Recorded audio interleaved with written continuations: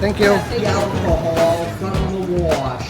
We're bringing over 150 gallons. We will fill the beer dome right to the very top and begin heating it. Once we achieve 176 degrees, we will vaporize alcohol and it will climb the copper column. At the very top, it'll be hit by an in-house closed-linked water system.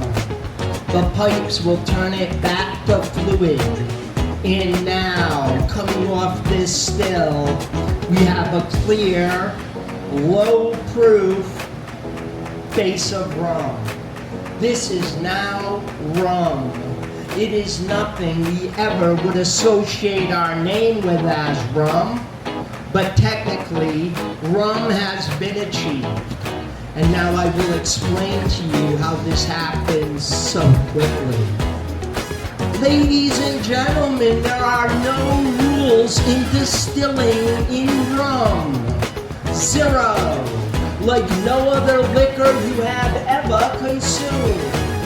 As long as the starting ingredient is sugar cane or sugar beets, whatever comes off the still will qualify as a base of rum, good or bad.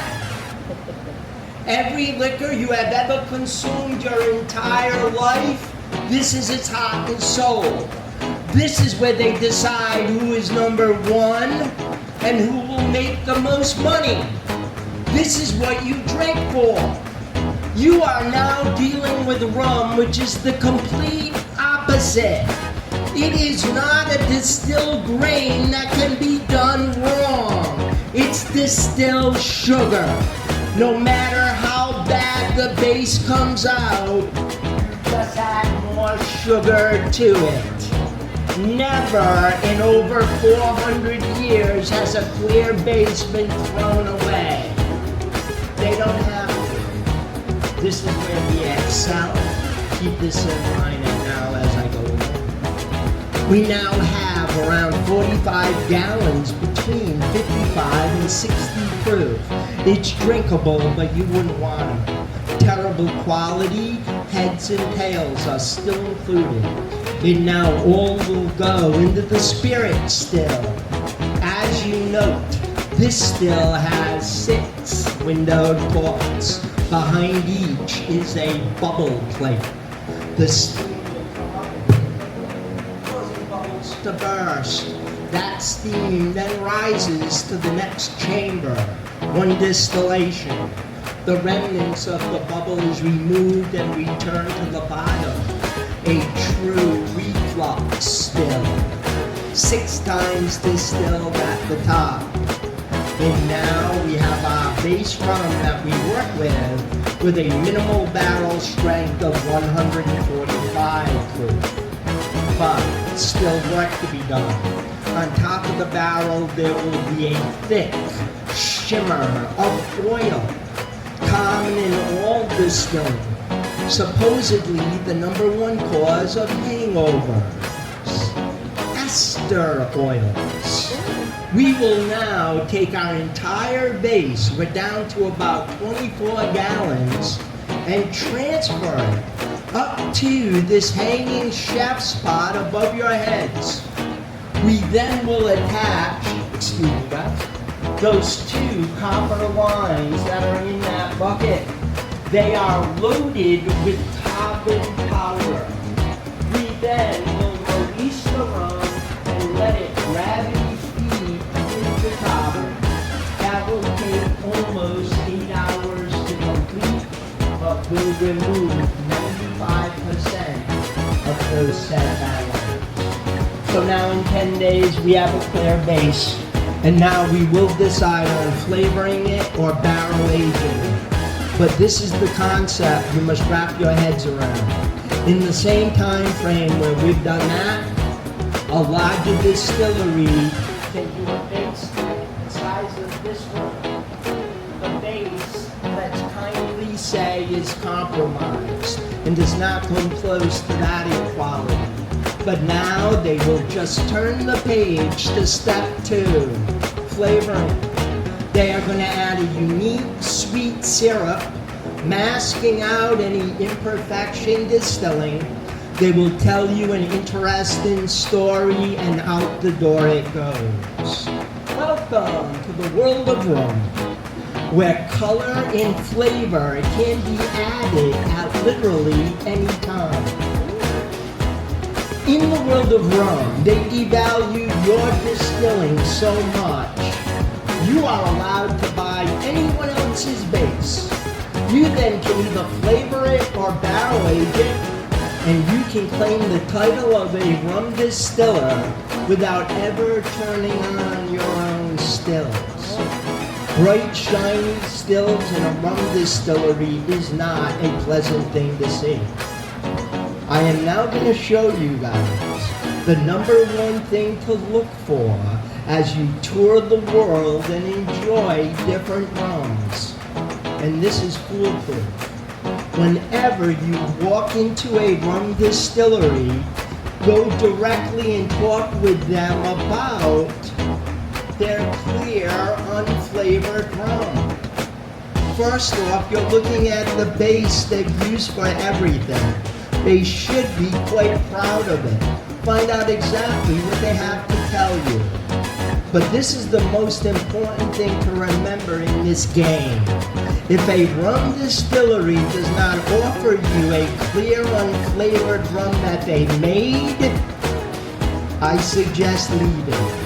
Because this is costing them pennies. It's their base cut with water. If they don't want you tasting it without the flavoring being added, you understand why. They are not deceiving you because there is nothing to deceive. This can be done very well, or it can be done very poorly. And this is how you find out how they stand by their distilled base. Last year, this was the double gold medal winner in the Las Vegas Blind Taste Challenge. Very seldom does an unflavored rum ever win. Again, this one won double gold. When he started his distillery 11 years ago, the key catchphrase then and is now a hangover-free rum. And I just described to you how he does it. So now at high proof, the 7 flavors go in. Now, we've done a great base. We're not trying to disguise with flavoring, we're enhancing. Madagascar vanilla beans for the vanilla rum. Kermit's key lime juice for the key lime. We'll put it in, work it like that soup. Let it sit no more than 4 days, cut it to 80 proof and bottle it. And by cutting it, we'll use filtered water. Or we're turning to the 4 premiums. But before that, all of you have a decision to make. Because now I can offer you a taste of high proof, unflavored rum. Would anyone like a taste? Yeah. All I needed was one hand on camera, you're all included, and I am off at the hook. What I am going to do, guys, is this. I am going to put it right in the palm of your hand. The original shot glass. Dip your finger in first. Put it on your tongue if you like. Come on. What a treat you are in for on this Monday. This is coming to you at a robust number of 159 proof.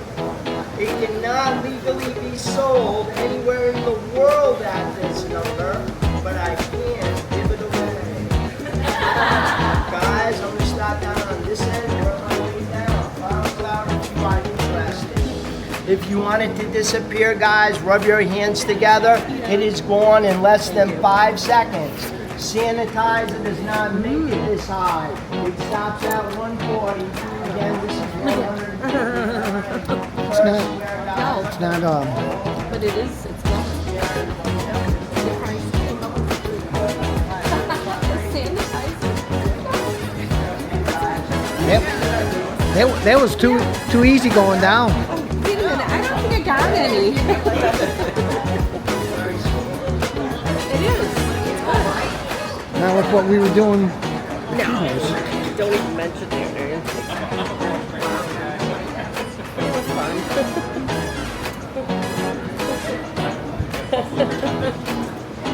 Rum was discovered out of the blue in 1675. Literally for 325 years, this meant nothing except for volume and high proof. Around 1910, they distilled it down slowly, only to discover there's almost more natural flavor in a well-done base of rum than any corn whiskey ever produced. The problem is what I described to you. This can be done very well, or it can be done very poorly and still make millions of dollars. If you enjoy a certain brand name in rum, and they are changing their base under their name for different models, and they do, it will be a completely different rum. Always keep that in mind. That's his key to everything. He's never changing that. So now let's talk about his 4 premiums.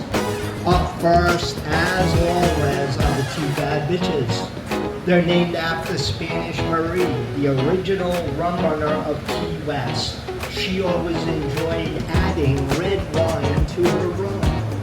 In order to age that rum, we use 7-year-old French red wine barrels.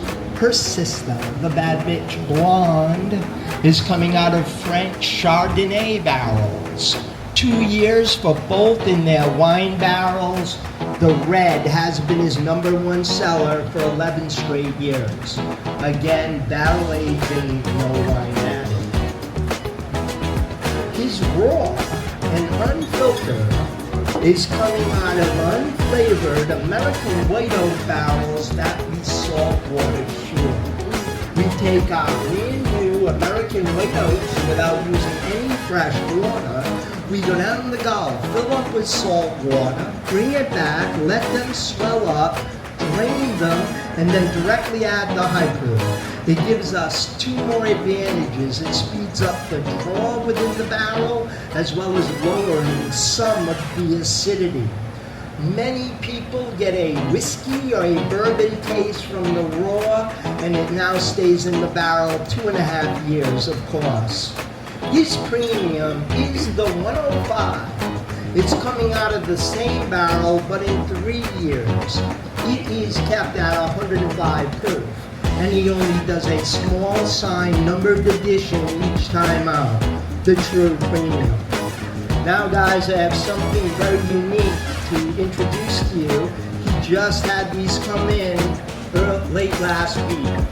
He is now producing old-fashioned rum onion bottles. These are coming out of the Virginia glass blower. He is only doing 150 of these, and this will be the first batch. This one is a special aged bad bitch and raw combined. So it's an older aged rums blended together. This one is a silver rum. It is coming from one of his steel barrels. It has been in there for 3 years. Again, these are very low edition, and we just got them in last week. And now, guys, it's time to select a winning ticket. Does everyone have their tickets? Really? You didn't get tickets? Anyone else need tickets? I can't see my number. 367. Okay, let's 20995 2994.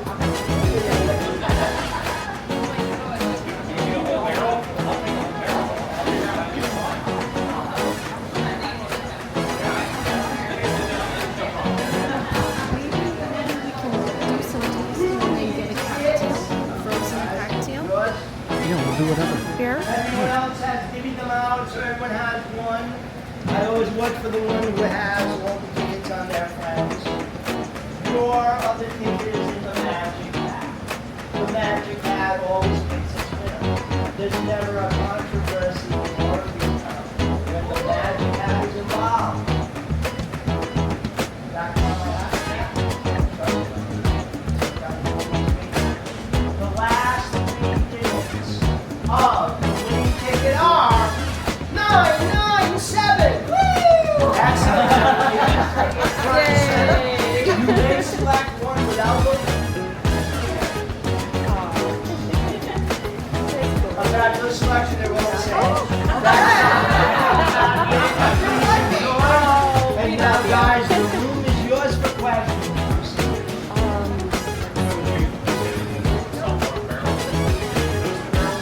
They all have a number 3 burn inside of them. Do not do it. The burn in your barrel is a replica of that charcoal filter. Every time you pass the burn in a barrel, you are mellowing that beverage, aka removing oils, barrel aging. All color and flavor should be coming from the wood itself. Does it?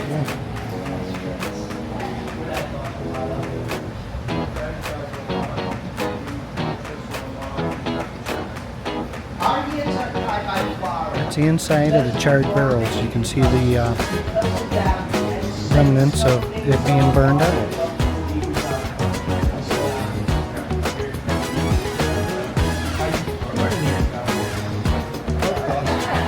And why not? I'll take the basic. Guys, you're dealing with rum with no rules. You truly must question everything. Believe it or not, there are rums that use masking agents in their flavoring designed to coat your tongue and warm your chest as a good rum should. The secret to that little trick are your cheeks. They can never be fooled.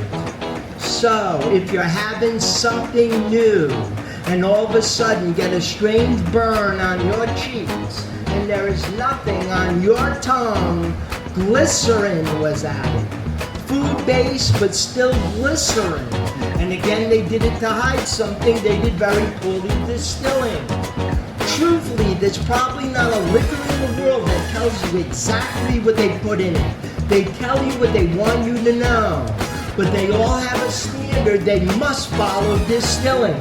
You're now dealing with rum that has no rules distilling and no rules flavoring. As long as it does not kill you, it can go back on the shelf the next day. And it does. Beware.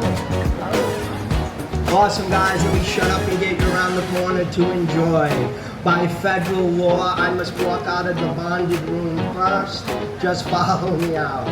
If you had fun, that is my beautiful diamond-studded tip bucket at the yellow sign as you leave. No one could see it for a month.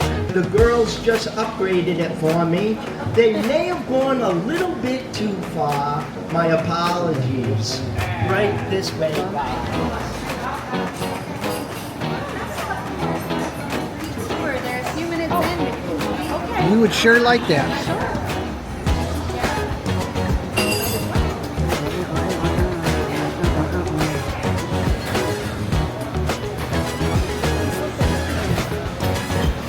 All right, I'm getting it.